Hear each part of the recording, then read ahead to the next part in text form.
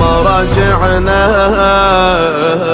حماة الدين، كل واحد نذر عمره رفعوا راية الإسلام، نشروا مبدأ العترة، فتاويهم نشوف أحكام متوقعة من الزهرة،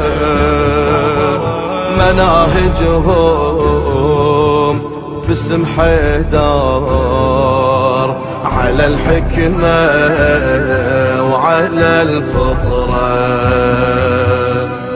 آيات الله بين الناس آيات، حوزات افتحوا